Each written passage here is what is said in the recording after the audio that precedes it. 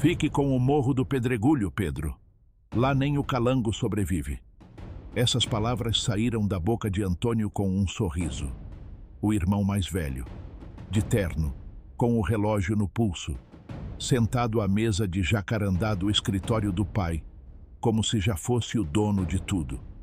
Pedro estava de pé, com o chapéu na mão, as botas enlameadas no chão encerado. Na mesa, o mapa da fazenda aberto. As partes verdes, férteis, com água e pasto, já tinham nome escrito: Antônio, Lauro. O que sobrou para Pedro era um borrão cinzento no canto. Um morro de pedra e cascalho que ninguém queria, que ninguém nunca quis.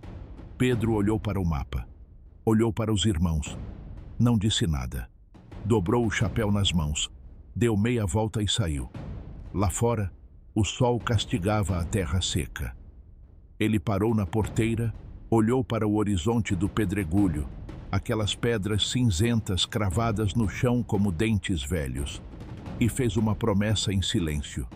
Eles deram a ele o que ninguém queria. Não sabiam o que estava esperando lá embaixo.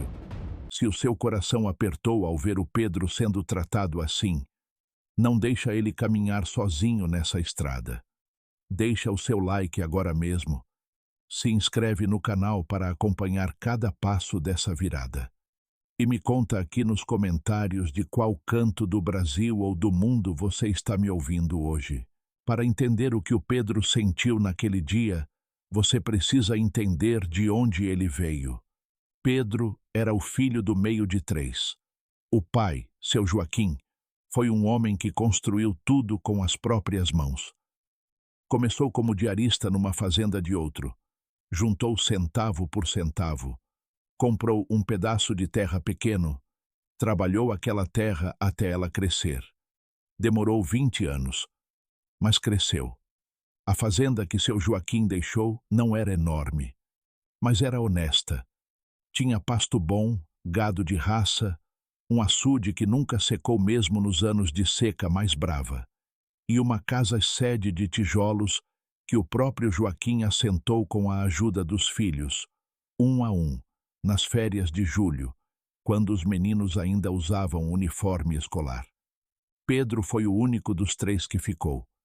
Antônio, o mais velho, foi estudar direito na capital quando tinha 18 anos e nunca voltou de vez. Aparecia no Natal, no aniversário do pai, nas ocasiões onde era preciso aparecer. Chegava de carro bom, com roupa de cidade, com aquele jeito de quem olha para a fazenda como patrimônio, não como lar. Lauro, o mais novo, foi diferente no caminho, mas igual no destino. Tentou alguns negócios na cidade vizinha, todos fracassaram, até que acabou se encostando em Antônio, e na sombra do irmão mais velho, encontrou um conforto que nunca admitiu precisar. Pedro ficou.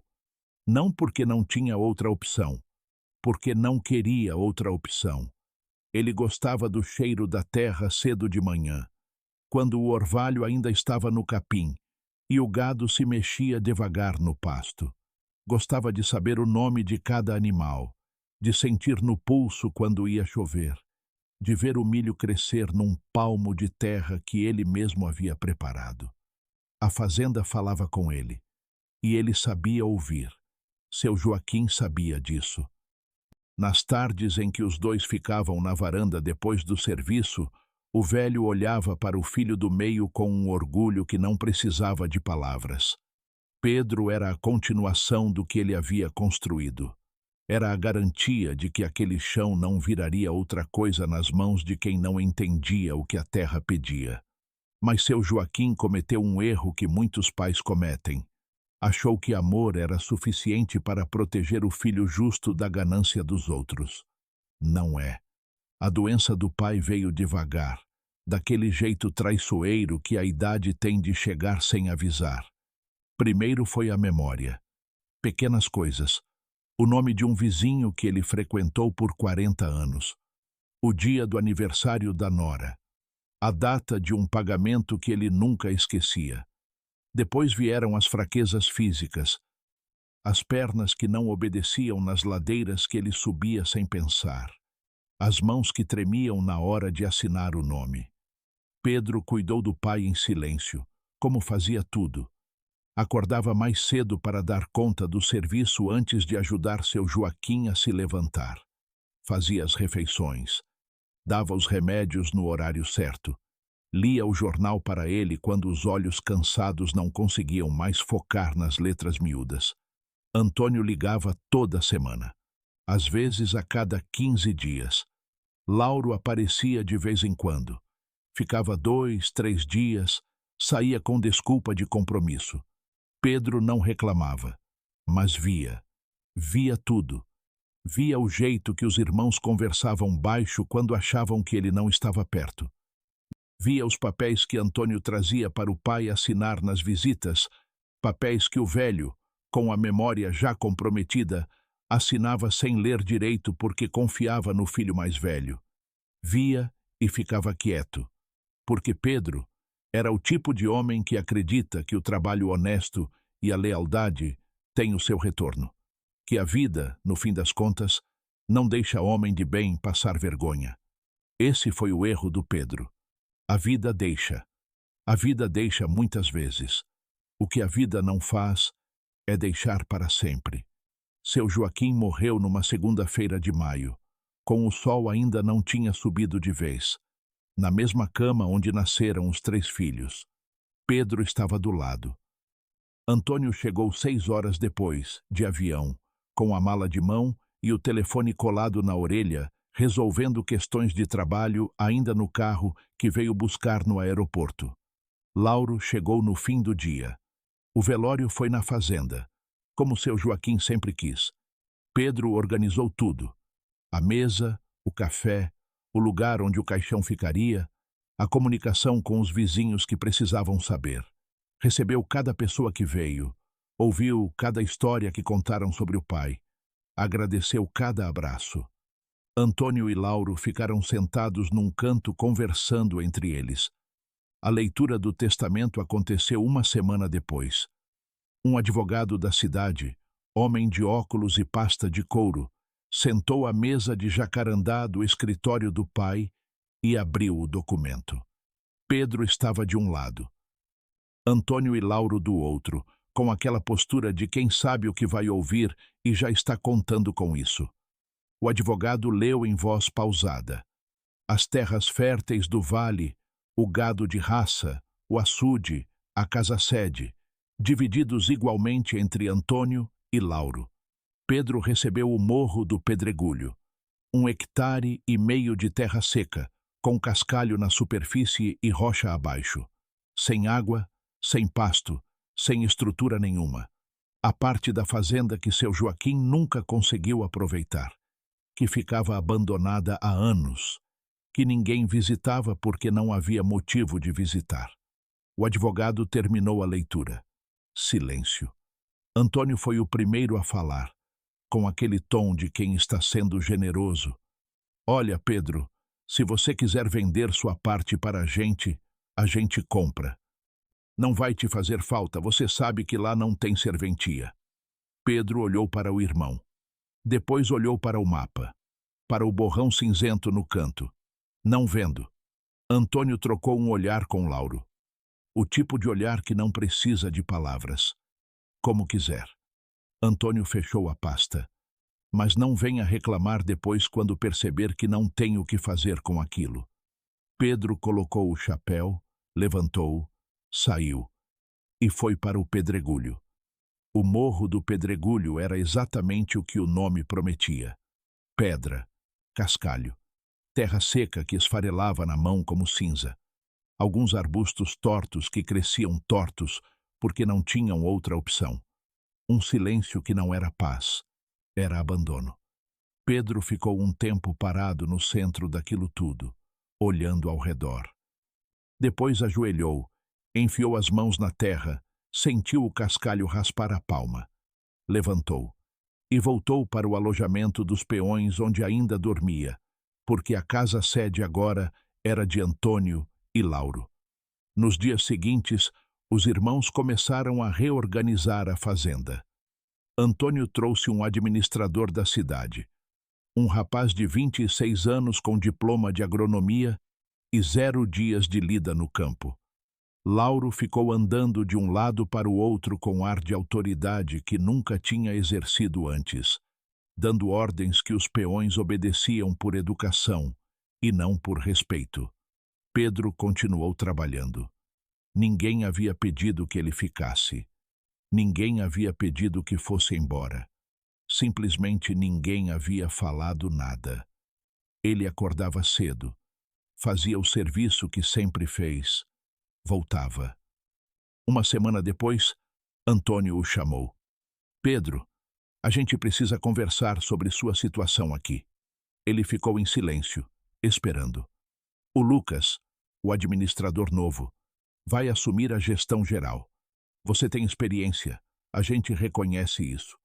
Mas a estrutura vai mudar. Se você quiser continuar como peão, tem vaga, salário de peão. Pedro olhou para o irmão. Aquele homem na frente dele tinha crescido no mesmo quintal, bebido da mesma água, ouvido as mesmas histórias do mesmo pai. Salário de peão. É o que a gente pode oferecer. Pedro ficou quieto por um momento. Tudo bem. Antônio franziu a testa, esperando outra reação. Não veio. Então, você aceita? Não. Pedro colocou o chapéu. Eu não aceito. Mas obrigado pelo mesmo.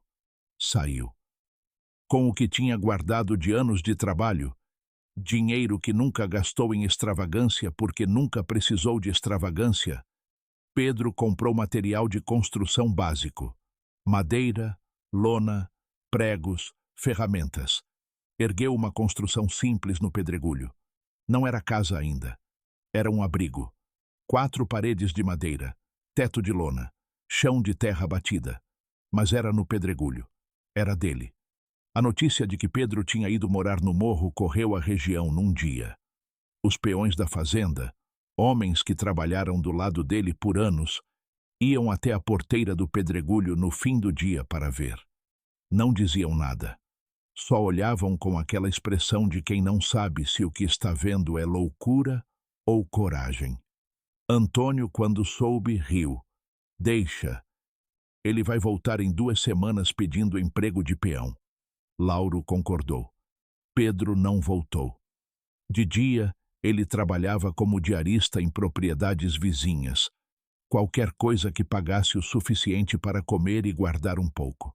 De tarde e de noite, trabalhava no pedregulho. Arrancava pedra com a picareta. Movia cascalho com a pá. Ia abrindo a terra camada por camada, sem saber bem o que estava procurando, seguindo um instinto que ainda não tinha nome. A terra do pedregulho era diferente. Não do jeito ruim que todo mundo dizia. Diferente de um jeito que Pedro ia descobrindo devagar, nas noites em que ficava agachado com a lanterna, passando a mão pela rocha, sentindo a textura, a temperatura, o peso diferente de certos pedaços. Havia algo ali. Ele ainda não sabia o quê. Mas havia algo. Antônio apareceu no pedregulho uma manhã. Veio de carro, desceu com a roupa de sempre, camisa de linho, calça de brim, bota de couro que nunca viu lama de verdade. Olhou para o abrigo de madeira, para o buraco que Pedro estava cavando, para o irmão suado com a picareta na mão. Pedro, isso aqui é loucura. O que você está procurando nessa terra que não tem nada? Água. Pedro respondeu sem parar o trabalho. Se tiver uma nascente aqui embaixo, muda tudo. Não tem nascente. O pai tentou cavar poço aqui 20 anos atrás. Não achou nada. O pai cavou ali. Pedro apontou com a picareta para um ponto mais acima. Eu estou cavando aqui. Antônio ficou olhando por um momento. Você está perdendo tempo, Pedro. Vende esse pedaço para mim. Te dou um preço justo. Com esse dinheiro você começa de novo em outro lugar. Pedro parou o trabalho. Olhou para o irmão. Quanto? Antônio falou um número. Era baixo, muito abaixo. O tipo de número que quem não precisa do dinheiro Oferece para quem acha que a outra pessoa precisa. Não vendo. Pedro voltou para o trabalho. Antônio ficou mais um tempo parado, esperando. Depois foi embora. Naquela noite, Pedro estava cavando mais fundo do que nunca. A lanterna iluminava as paredes do buraco que tinha quase 2 metros de profundidade agora. As mãos sangravam nos cantos onde o cascalho mais afiado tinha rasgado a pele. Os ombros doíam com aquele tipo de dor que não some com descanso, que vai acumulando dia a dia. Ele bateu a picareta numa fenda. O som foi diferente. Não o som surdo da rocha comum. Um som mais oco, mais profundo. Pedro parou. Bateu de novo. O mesmo som. Ajoelhou, aproximou a lanterna, passou a mão na fenda e sentiu, não com a razão, com aquele instinto que anos de lida na terra desenvolvem num homem que sabe ouvir o que o chão fala. Havia algo ali embaixo. Havia algo grande. Minha gente, eu preciso parar aqui um segundo. Porque o que o Pedro está vivendo agora, trabalhar sozinho num morro que todos chamam de maldito, sendo tratado como tolo pelos próprios irmãos, dormindo num abrigo de madeira depois de anos cuidando de uma fazenda que não ficou para ele. Essa injustiça não precisa de explicação para quem já sentiu algo parecido. E eu sei que tem muita gente aqui que já sentiu. Às vezes a vida tira de quem menos merece. Mas o destino tem memória longa, minha gente. E o que está esperando o Pedro lá no fundo daquele chão vai provar isso. Se essa história está chegando em você, deixa o seu like agora. Compartilha com alguém que precisa ouvir que a terra que ninguém quer às vezes esconde o que ninguém imagina. Se inscreve no canal para não perder o que vem a seguir. E me conta aqui embaixo de onde você está me ouvindo. Cidade, estado, país. Eu leio todos. Pedro não dormiu naquela noite. Ficou até o amanhecer tirando terra da fenda com as mãos. Devagar. Com o cuidado de quem não quer estragar o que ainda não entende. Quando a luz do dia começou a entrar pelo topo do buraco, ele estava agachado com a lanterna a 30 centímetros de um veio. Amarelo. Denso. Com um brilho que não era reflexo. Era próprio. Pedro ficou olhando para aquilo por um tempo longo. Depois fechou os olhos. Os abriu de novo. O veio continuava lá. Ele cortou um fragmento com o canivete, um pedaço do tamanho de uma rolha, pesado demais para o tamanho, com uma densidade que não combinava com nenhuma pedra que ele conhecia. Fechou o fragmento na mão, saiu do buraco, ficou de pé no pedregulho, ao sol da manhã, com a pedra no punho fechado e o coração batendo de um jeito que ele não sentia desde criança. Precisava de alguém de confiança, alguém que soubesse o que estava olhando e que ficasse quieto. Seu Benedito tinha 72 anos e morava a uns 12 quilômetros do pedregulho, numa propriedade pequena que ele cultivava desde que a memória alcançava. Era um homem que Pedro respeitava desde menino. Não pelo dinheiro, seu Benedito nunca teve muito, pelo caráter. Pela palavra que valia mais que contrato, pelo jeito de olhar para as coisas sem pressa, sem susto, sem deixar que a emoção falasse mais alto que o juízo. Pedro foi até lá a pé, no meio da manhã. O velho estava na varanda consertando um arreio quando viu Pedro aparecer pela estrada. Pedro, que vento te traz por aqui? Pedro sentou no degrau da varanda. Abriu a mão. Seu Benedito pegou o fragmento, examinou devagar, virou de um lado, de outro, bateu na própria palma para sentir o peso, levantou contra o sol. Ficou em silêncio por um tempo que a Pedro pareceu 1 hora. Onde você achou isso? No pedregulho. O velho olhou para ele. Quantos tem? Tem um veio. Não sei o tamanho ainda. É fundo. Seu Benedito ficou mais um tempo em silêncio. Você sabe o que é isso, Pedro? Tenho uma ideia. Não é ideia, é ouro.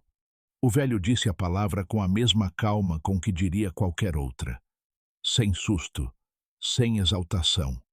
Ouro de lei pelo peso e pela cor. Não vi assim desde que meu pai me mostrou uma pepita que ele achou num córrego aqui perto, em 1963. Pedro respirou fundo. O que eu faço? Seu Benedito devolveu o fragmento. Pegou o arreio de volta. Primeiro você vai num geólogo. Tem um rapaz na cidade, filho do Agenor do cartório, que estudou mineração em Ouro Preto. Homem sério, discreto. Você vai lá, mostra isso a ele, pede uma avaliação. E enquanto isso você não fala com ninguém. O velho o olhou. Ninguém, Pedro. Nem com quem você confia, entendeu? Pedro assentiu. E seu Benedito? Pode falar. Obrigado. O velho balançou a cabeça e voltou para o arreio. Não me agradeça ainda. Espera para ver o tamanho do que está lá. O geólogo se chamava Marcos. 35 anos, óculos de grau, mãos de quem passou mais tempo em laboratório do que em campo, mas que entendia o que as pedras diziam. Pedro foi até ele numa tarde. Entrou pelo fundo da casa, sem aparecer na rua principal da cidade. Marcos examinou o fragmento com equipamento próprio. Fez testes. Anotou números numa caderneta. Quando terminou, tirou os óculos e olhou para Pedro. Isso é ouro de altíssima pureza, acima de 90%. Pedro ficou quieto. Você disse que tem um veio. Você sabe a extensão? Ainda não. Eu só cheguei na borda. Marcos colocou os óculos de volta. Pedro, eu preciso ir até lá. Fazer uma avaliação do terreno. Se o veio for do tamanho que pode ser, pelo tipo de formação rochosa que essa região tem. Ele parou. Você entende que essa terra pode valer muito mais do que qualquer fazenda da região inteira? Pedro olhou para as próprias mãos. As mesmas mãos que Antônio olhou com desdém na mesa do escritório do pai. Entendo. Quando eu posso ir? Quando o senhor quiser, mas de noite.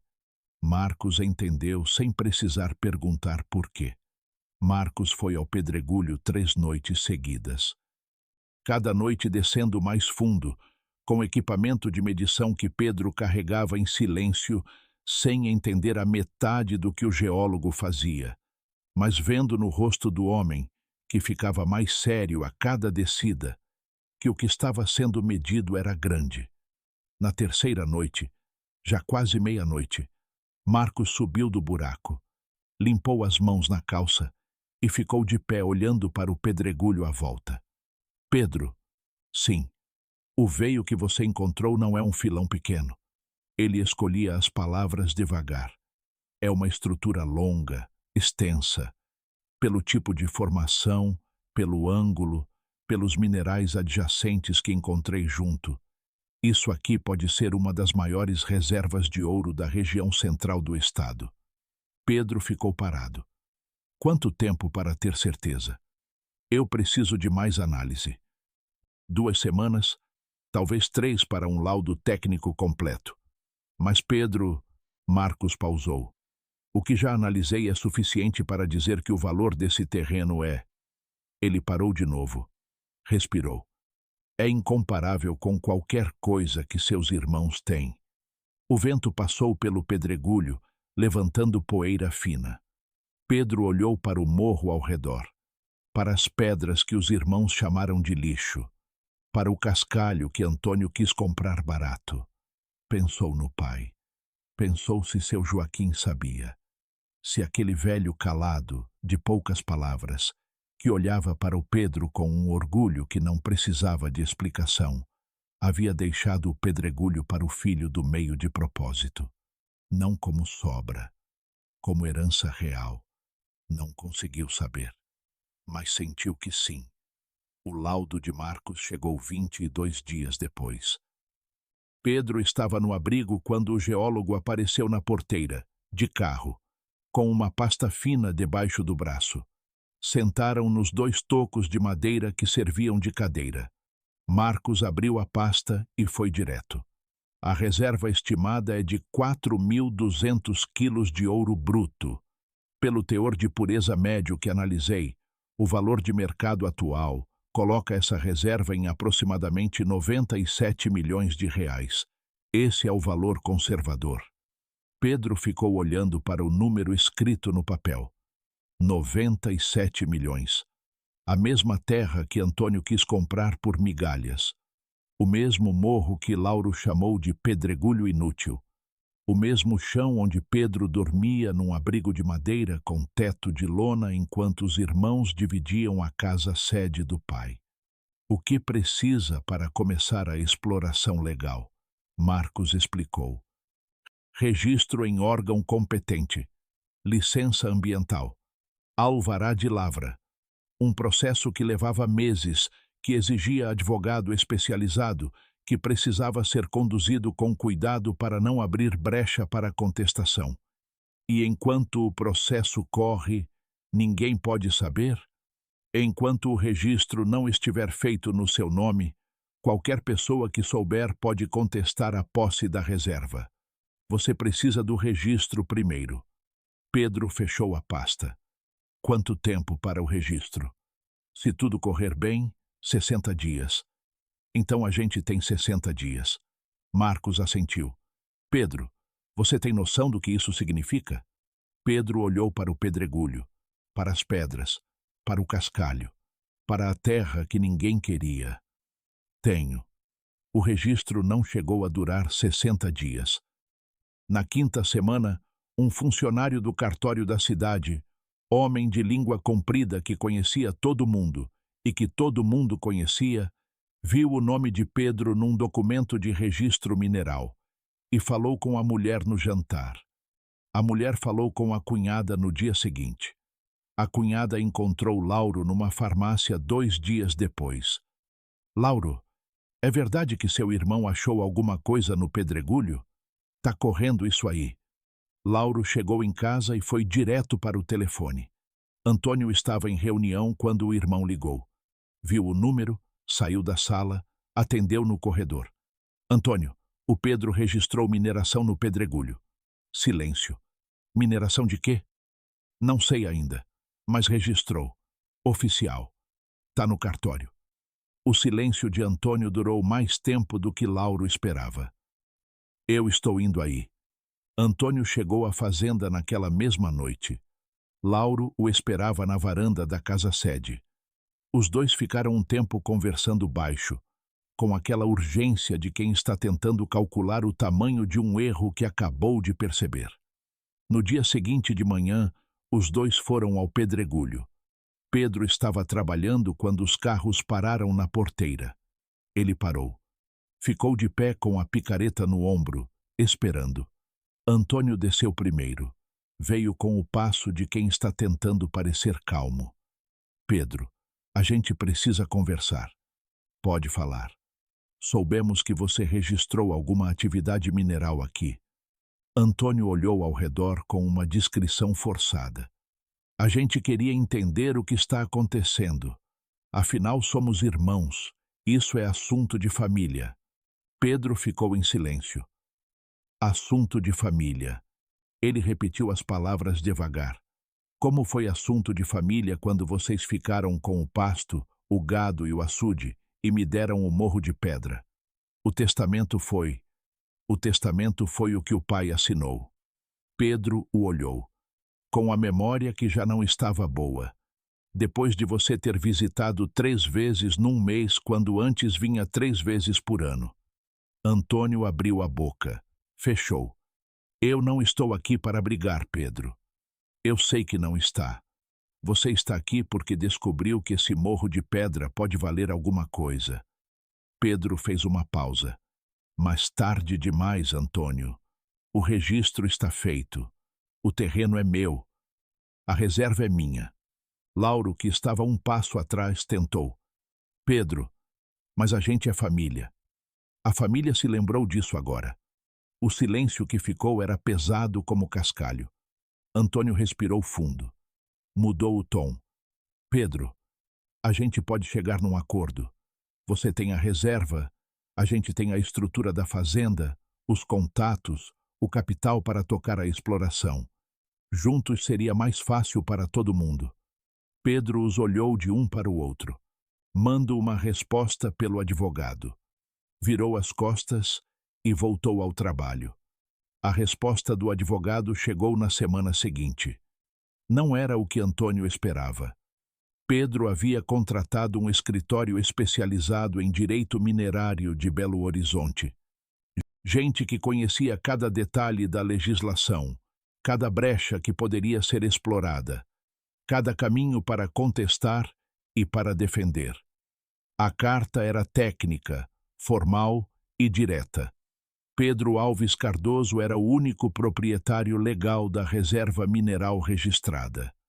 Qualquer tentativa de contestação da posse baseada no espólio familiar havia prescrito no prazo legal.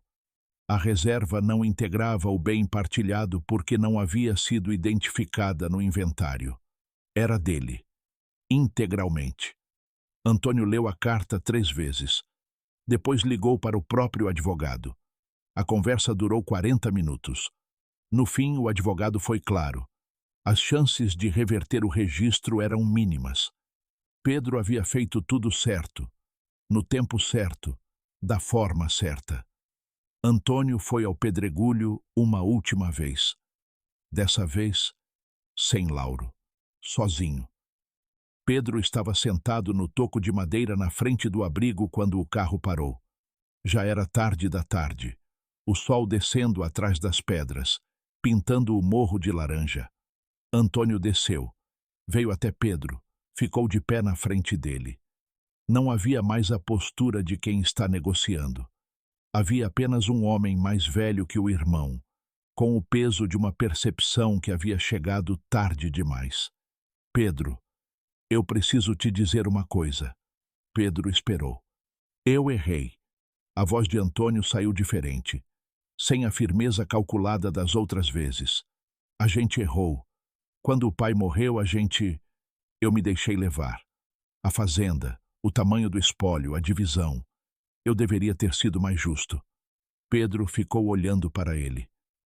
O que você está me dizendo agora, Antônio? Você está dizendo porque a terra virou ouro. Antônio não desviou o olhar. Dessa vez não desviou. Sim, provavelmente. Mas não é só isso. Uma pausa. Eu vi você cuidar do pai. Os últimos 2 anos. Enquanto eu ligava toda semana, você estava aqui todo dia. Eu sabia disso e fiz de conta que não sabia. Pedro ficou em silêncio por um tempo. O sol tinha quase sumido atrás do morro. Antônio, eu não tenho raiva de você. A voz de Pedro saiu calma, com aquela calma que vem de quem já processou a dor e do outro lado saiu mais limpo. Não tenho raiva do Lauro. Tive um tempo, mas raiva cansa, e eu precisava de energia para trabalhar. Antônio ficou em silêncio. O que você vai fazer com isso tudo? Perguntou por fim. Vou explorar com responsabilidade. Vou contratar gente da região. Gente que precisa de trabalho de verdade. Pedro olhou para o pedregulho ao redor. E vou construir uma casa aqui. Uma de verdade. De pedra. Antônio olhou para o chão. E a gente? A gente é irmão. Pedro se levantou. Sempre vai ser. Mas irmão não é sócio automático. Irmão é irmão. Estendeu a mão. Se um dia você precisar de mim de verdade, eu estou aqui. Mas de igual para igual. Antônio olhou para a mão estendida. Apertou. E foi embora sem dizer mais nada. A exploração da reserva começou 8 meses depois do dia em que Pedro encontrou o primeiro fragmento. Ele contratou equipe especializada, seguiu cada exigência ambiental, trabalhou lado a lado com os técnicos do mesmo jeito que trabalhou a vida inteira. Presente, atento, sem deixar o serviço para ninguém resolver por ele. Os primeiros trabalhadores contratados foram peões da região. Homens que Pedro conhecia pelo nome, que conheciam a terra, que não precisavam ser ensinados a respeitar o que a natureza pedia. O abrigo de madeira e lona deu lugar a uma casa de pedra, não enorme, firme, com varanda comprida que pegava o sol da tarde e o vento que subia do vale. Dona Lourdes, a mãe, que havia ficado quieta durante tudo, que havia rezado em silêncio durante os meses difíceis, veio morar junto quando a casa ficou pronta. Pedro construiu um quarto com a janela voltada para o leste, que ela sempre disse que era o lado certo para acordar. No dia em que ela chegou, ficaram os dois na varanda até o sol se pôr completamente. Seu pai sabia, ela disse, sem que ninguém tivesse perguntado nada. Ele nunca me contou, mas eu sabia que ele sabia. Ele falava nessa terra de um jeito diferente das outras, como quem guarda um segredo que não é dele contar. Pedro ficou olhando para o morro, para as pedras que os irmãos chamaram de lixo. Por que ele não deixou isso no testamento, mãe? Por que deixou de um jeito que eles podiam me tirar o resto? Dona Lourdes ficou um tempo quieta. Porque seu pai sabia que você era o único que ia cavar fundo o suficiente para achar. E que se você achasse do jeito fácil, você não ia saber o valor. Pedro não respondeu, mas guardou aquilo. Antônio e Lauro ficaram sabendo do tamanho real da reserva quando o primeiro relatório técnico oficial foi publicado. Nenhum dos dois entrou em contato. Pedro não foi atrás. A fazenda deles continuou funcionando. O Lucas, o administrador de diploma, foi substituído por um encarregado mais velho que entendia o que a terra pedia. As coisas melhoraram um pouco, mas não era o que poderia ter sido. Pedro não sentiu satisfação nisso. Sentiu apenas aquela confirmação silenciosa de que as escolhas têm consequência, que o que a gente planta com ganância não cresce do jeito que deveria, e que a terra, no final, sabe distinguir quem cuida de quem explora. Minha gente, a história do Pedro não é sobre ouro. É sobre o que acontece quando um homem honesto recusa acreditar na versão que os outros fazem dele. Os irmãos olharam para o morro de pedra e viram o fim de Pedro. O que eles não enxergavam é que homem que conhece a terra, que ouve o que ela fala, que não tem medo de agachar e cavar quando todo mundo diz que não tem nada lá. Esse homem não recebe a pior parte.